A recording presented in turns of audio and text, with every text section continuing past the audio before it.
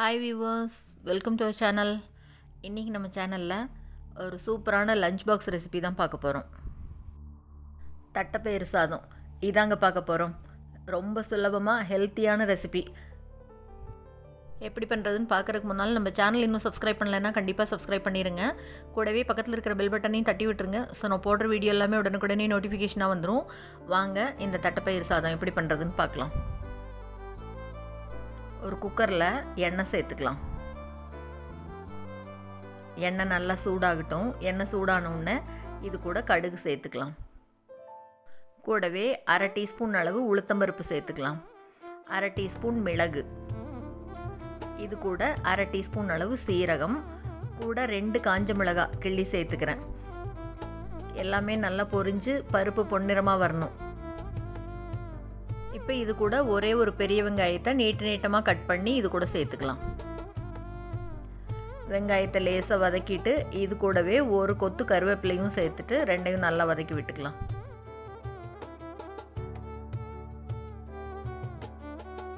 வெங்காயம் பாதி வதங்கினோடனே இப்போ இது கூட தக்காளி சேர்த்துக்கலாம். தக்காளி சின்ன சைஸாக இருந்தால் 2 சேர்த்துக்கலாம். பெரிய தக்காளியாக இருந்தால் ஒரே ஒரு தக்காளி போதும். தக்காளியும் சேர்த்துட்டு வெங்காயம் 2ஐயும் வதக்கி விட்டுக்கலாம். நல்லா சாஃப்டாக வரணும்.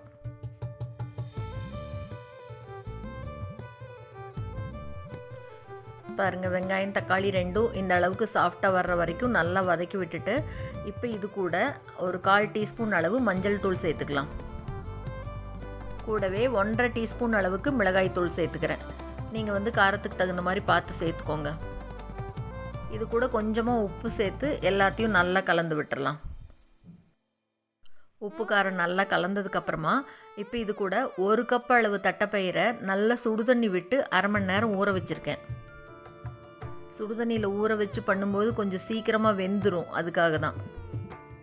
ஊற வச்ச பருப்பை வெங்காயம் தக்காளியோடு சேர்த்து நல்லா கலந்து விட்டுக்கலாம்.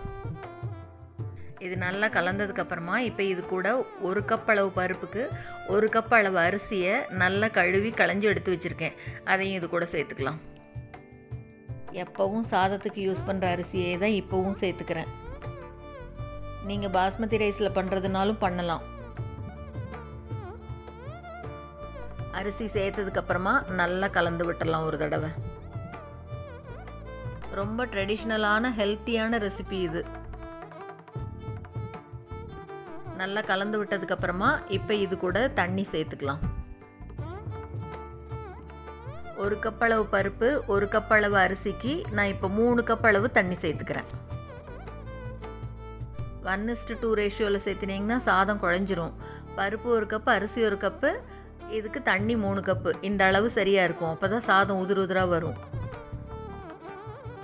நல்லா கலந்து விட்டதுக்கப்புறமா இப்போ இது கூட இன்னும் கொஞ்சம் உப்பு சேர்த்துக்கலாம்.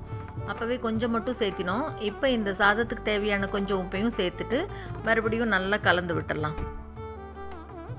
இப்போ இது மேலே அப்படியே கொஞ்சமாக பொடியாக கட் பண்ண கொத்தமல்லி தழையை தூவி விட்டுட்டு மூடி வச்சிடலாம். 2 விசில் வந்ததுன்னா போதும். 2 விசில் வந்ததுக்கப்புறம் அடுப்பை ஆஃப் பண்ணிடலாம். இப்போ நல்லா ஆறுனதுக்கப்புறமா குக்கர் திறந்து பார்க்கலாம். வாவ், இங்கே பாருங்கள் எவ்வளோ சூப்பராக வந்திருக்குன்னு. சாதம் சூடாக இருக்கும்போதே இப்போ இது மேலே 1 ஸ்பூன் நெய் விட்டு கலந்து விடலாம். சாதம் உடஞ்சிடாமல் அப்படியே மெதுவாக கிளறி விடணும். எவ்வளோ நல்லா அப்படியே உதிரியாக சூப்பராக வந்திருக்கு பாருங்கள். அப்படியே மிளகு சேர்த்து நெய் வாசனையோட கமகமன்னு செம சூப்பராக இருக்குங்க. இது கூட ஏதாச்சும் ஒரு ரைத்தா வச்சு சாப்பிட்டா அருமையாக இருக்கும். நல்ல ட்ரெடிஷ்னலாக ஹெல்த்தியான லஞ்ச் பாக்ஸ் ரெசிபி செஞ்சு முடிச்சாச்சு. இது கூட நான் இன்றைக்கி ஆனியன் ரைத்தா தான் வைக்கிறேன். எது வேணால் வைக்கலாம். கண்டிப்பாக இந்த ரெசிபியை நீங்களும் செஞ்சு பார்த்துட்டு மறக்காமல் கமெண்ட் பண்ணுங்கள். இந்த வீடியோ உங்களுக்கு பிடிச்சிருந்ததுன்னா லைக் பண்ணுங்கள், ஷேர் பண்ணுங்கள், கமெண்ட் பண்ணுங்கள். மறக்காமல் நம்ம சேனலை சப்ஸ்கிரைப் பண்ணுங்கள். கூடவே பக்கத்தில் இருக்கிற பெல் பட்டனையும் தட்டி விட்டுருங்க. ஸோ நான் போடுற வீடியோ எதுவுமே மிஸ் பண்ணாமல் பார்க்கலாம். தேங்க்ஸ் ஃபார் வாட்சிங்.